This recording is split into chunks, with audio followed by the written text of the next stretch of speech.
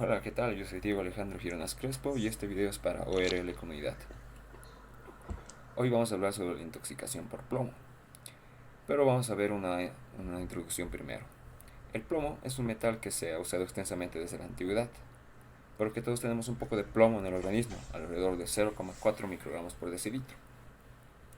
Este metal afecta a órganos, sistemas y tejidos, y su efecto es proporcional a la cantidad que este esté en el organismo.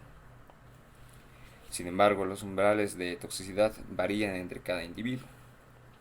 Los niños generalmente absorben una mayor cantidad de plomo que los adultos y con un efecto más tóxico, porque están en un proceso activo de desarrollo y por ciertas características fisiológicas, patológicas y de conducta, estos van a sufrir más esta intoxicación.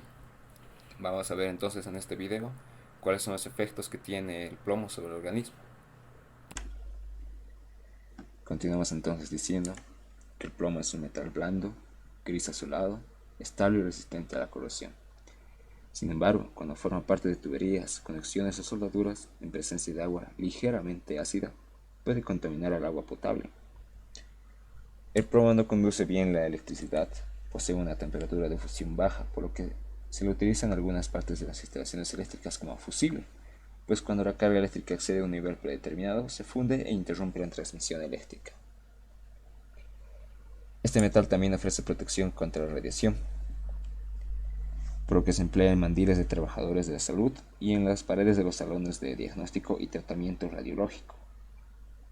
Desde la antigüedad el plomo ha sido usado extensamente y se lo puede encontrar en casi todas las personas, incluso en niveles elevados. Este metal existe de forma inorgánica y orgánica. La forma inorgánica puede encontrarse en las pinturas, tierra, polvo y en otros productos de manufactura. Los gases de la gasolina que genera combustión a la que se le ha agregado plomo, contiene la forma orgánica del metal, que es el plomo tetratilo.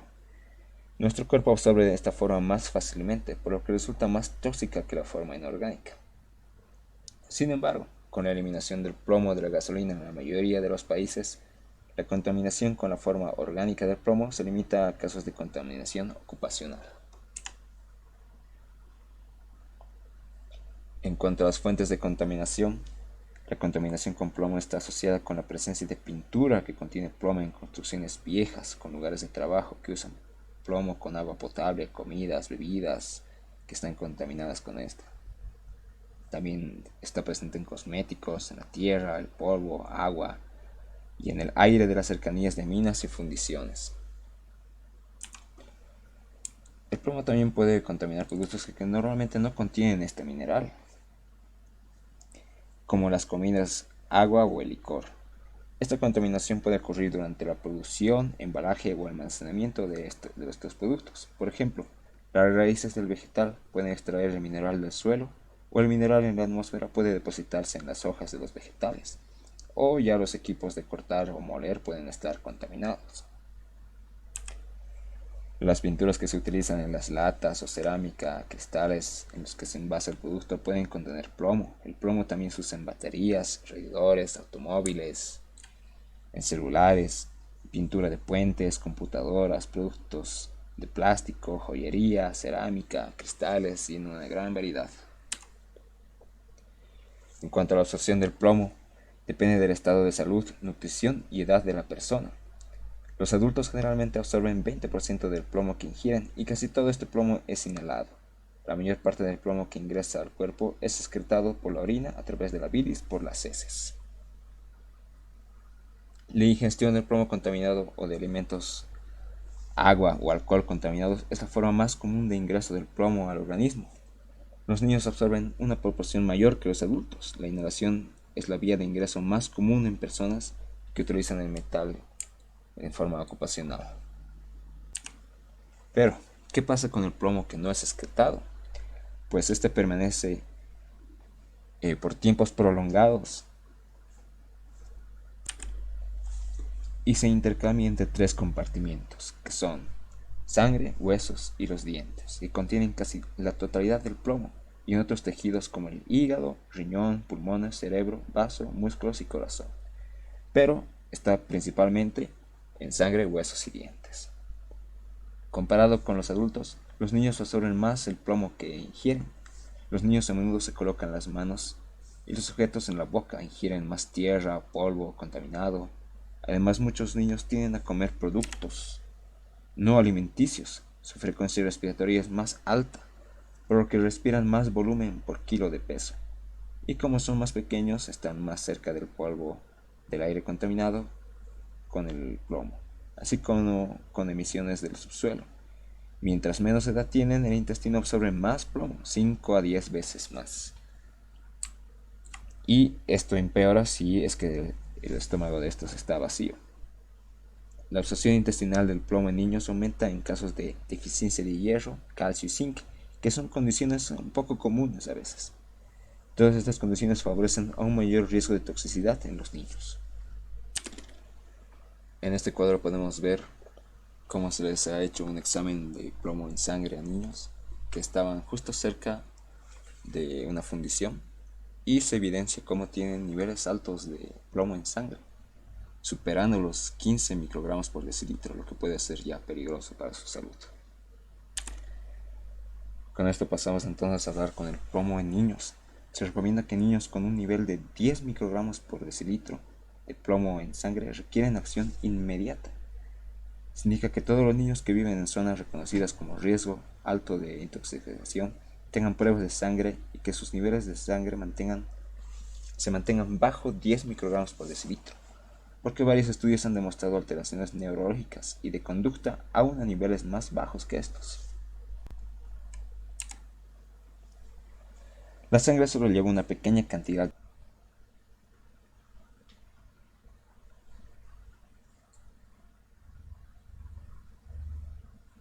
del plomo total, pero sirve como medio de transporte para la distribución de este metal en el cuerpo y su excreción. Se estima que el tiempo medio de la vida del plomo en la sangre es de 28 a 36 días. Casi todo el plomo en sangre, que es el 99%, se encuentra en los eritrocitos y el resto en el plasma. En adultos, los huesos y dientes contienen el 94% y en niños el 73% de la cantidad del plomo total en el cuerpo. El plomo no se distribuye uniformemente en esos tejidos, pero tiende a acumularse en regiones con la calcificación más activa durante la exposición.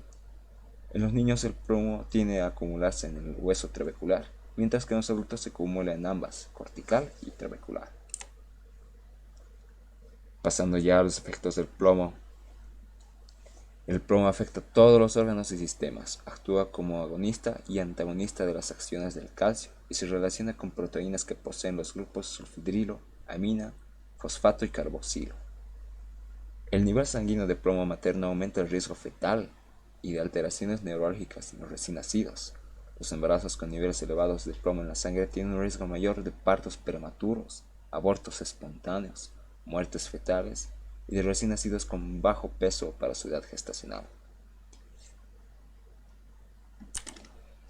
En niños se ha asociado la exposición al plomo con ausencias más frecuentes a la escuela, menor rendimiento escolar, intervalos de reacción prolongados y coordinación mano-ocular disminuida. La inmadurez fisiológica de fetos e infantes hasta la edad de 36 meses aumenta el riesgo de que el plomo penetre el sistema nervioso central, lo que resulta en alteraciones neurológicas o de conducta que pueden resultar permanentes. El plomo también puede afectar a los sistemas renal, endocrino y sanguíneo. No existe un nivel de plomo en sangre que se pueda considerar inocuo en niños. La ausencia de síntomas no excluye el envenenamiento por plomo. Algunos estudios sugieren que el plomo continúa ejerciendo efectos negativos en la conducta social juvenil. Los efectos inmediatos del plomo son neurológicos, pero el envenenamiento en la infancia puede conducir más tarde a problemas renales, hipertensión arterial y problemas de la reproducción. Entonces, sabemos que el plomo afecta principalmente a estos 5 sistemas, que son los efectos neurológicos, los efectos renales, en la sangre la anemia, efectos cardiovasculares y en el sistema reproductor. Vamos a pasar entonces a ver cada uno de ellos, empezando por el sistema neurológico. Los problemas neurológicos se pueden presentar aún en individuos con niveles de plomo en sangre considerados seguros, individuos aún sin síntomas, especialmente niños, pueden tener daño ya neurológico. En los niños, la exposición aguda a dosis altas de plomo puede causar encefalopatía con la presencia de ataxia, convulsiones, hiperirritabilidad, estupor, coma o incluso la muerte. Varios estudios en niños se refieren a diferentes niveles sanguíneos de plomo asociados con encefalopatía, pero un nivel mayor a 70 microgramos por decilitro indica un riesgo alto de presentar la complicación. Este nivel está asociado con un daño neurológico o alteraciones de conducta a largo plazo, aunque el niño aún no presente síntomas y signos de encefalopatía. Algunos estudios muestran que por cada 10 microgramos por decilitro de aumento de plomo en sangre, el cociente de inteligencia puede bajar de 4 a 7 puntos. La exposición al plomo también está asociada con otros problemas neurológicos, disminución de la atención con hiperactividad, sordera, alteración del balance y de los nervios periféricos. Algunos de estos defectos persisten en la edad adulta. Los individuos expuestos al plomo como adultos pueden presentar las mismas complicaciones que presentan los niños, pero a niveles más altos de plomo en sangre. Por ejemplo, la encefalopatía puede ocurrir en un adulto recién a niveles de 460 microgramos por decilitro. Los síntomas precursores de la encefalopatía incluyen somnolencia, irritabilidad, disminución de la atención y memoria y presencia de tremores, que pueden ocurrir con niveles más bajos de plomo en sangre. En realidad, la clínica de los síntomas y signos no necesariamente ocurren en la forma esperada, es decir, algunos síntomas ocurren a niveles más bajos y otros síntomas ocurren a niveles más altos. Existen otros síntomas que pueden ocurrir a niveles de 40 a 120 microgramos por decilitro. Estos incluyen disminución del líbido, de dexteridad manual, habilidad de entender, intervalo de reacción, actividad visual motora, consciente, de inteligencia, memoria y de concentración. Esta persona también puede presentar depresión, cefaleas, cambio de estado de ánimo, dolores de cabeza, mareos, fatiga, impotencia, irritabilidad, letargia, nerviosidad, malestar general, parestesias y debilidad. Además se describe problemas de equilibrio postural y alteraciones de los nervios periféricos. Los trabajadores expuestos a niveles altos de plomo muestran parálisis del nervio radial debido a disminución de la conducción del nervio y debilidad muscular.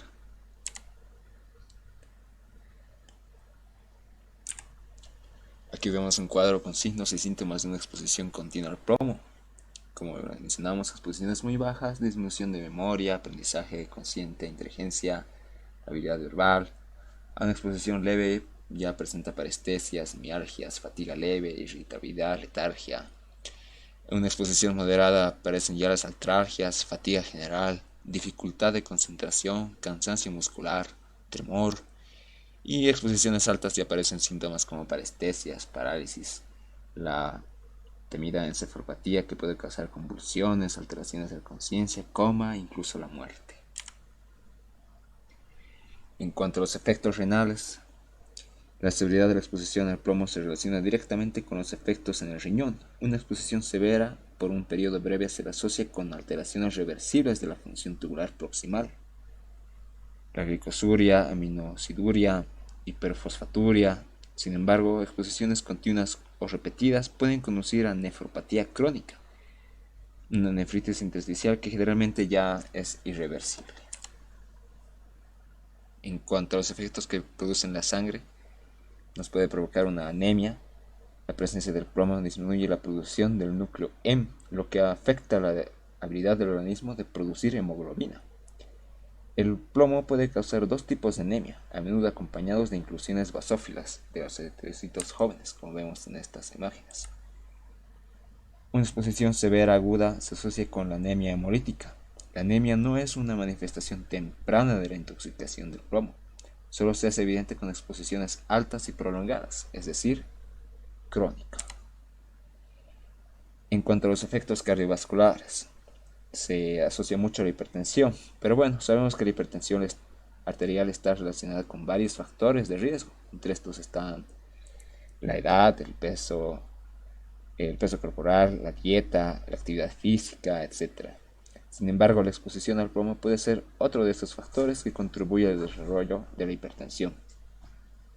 Aunque la exposición a niveles bajos o moderados de plomo, que es alrededor de unos 30 microgramos por decilitro, solo muestra una relación mínima, los niveles más elevados, generalmente relacionados a contactos ocupacionales, aumentan el riesgo de hipertensión arterial y enfermedad cerebrovascular. Comparados con los controles, los adultos que sufrieron envenenamiento con plomo durante la infancia tienen un riesgo mayor de hipertensión. Esta asociación también ha sido encontrada en estudios de población con niveles de plomo en sangre menores a 30 microgramos de decilitro. Se estima que la intoxicación con plomo causa hasta el 2% de los casos con hipertensión arterial. Es decir, no es mucho, pero es otro factor de riesgo para este. En cuanto al sistema reproductor, la exposición al plomo causa disminución de la cuenta total y aumento en la proporción de espermatozoides anormales. Existe una asociación clara entre la exposición a nivel ocupacional y las consecuencias en el embarazo. Aumenta la frecuencia de abortos espontáneos, de muertes fetales y de partos prematuros. Cuanto al laboratorio, la determinación de plomo en sangre venosa es la prueba que representa mejor la severidad de la exposición reciente y crónica a este metal. Pero en individuos con exposición muy severa o crónica, el nivel en la prueba en sangre venosa no representa la cantidad total de plomo en su organismo. La mayor parte del plomo se almacena en los huesos, por lo que el individuo puede presentar niveles normales en la sangre. Los individuos con niveles elevados de plomo en sangre requieren un hemograma completo, hemoglobina, hematocrito y determinación de hierro y ferritina. Cuando un individuo ha tragado joyas, peso de cortinas, residuos de pintura que contienen plomo, las radiografías de abdomen pueden mostrar la presencia de cuerpos extraños en el tracto digestivo. En niños, las radiografías de hueso largos pueden mostrar las líneas de plomo, líneas de mayor densidad en las metáfisis de crecimiento. Esta no es una prueba que se utiliza para el diagnóstico, pero su presencia indica exposición crónica, como vemos aquí en esta imagen. En cuanto al tratamiento, en general, en casos de intoxicación por plomo, lo más importante es remover la fuente de intoxicación, pues es lo principal, si no el niño o persona va a seguir intoxicándose. Aquí el personal de salud debe tener la experiencia para identificar productos caseros que pueden ser la fuente de contaminación. Tienen que proveer la educación familiar, ofrecer centros de referencia, tratamiento y seguimiento. En cuanto al mejor tratamiento están los agentes quelantes o la quelación, que se usan en individuos con niveles de plomo sanguíneos elevados. Los agentes quelantes se unen al plomo en sangre facilitando su eliminación por bilis y orina, lo que reduce la cantidad total de plomo en el cuerpo y sus efectos tóxicos. Sin embargo, no se recomienda estos agentes para personas con niveles de plomo menores a 45 microgramos de decilitro. En las personas con exposición alta al plomo y cuyos niveles sanguíneos son bajos, tampoco se usa estos agentes, porque el riesgo de inmovilizar el plomo es más severo que los beneficios del tratamiento. En estos casos se recomienda una dieta rica en calcio para evitar que su deficiencia movilice el plomo a los huesos. Y eso sería todo. Muchas gracias.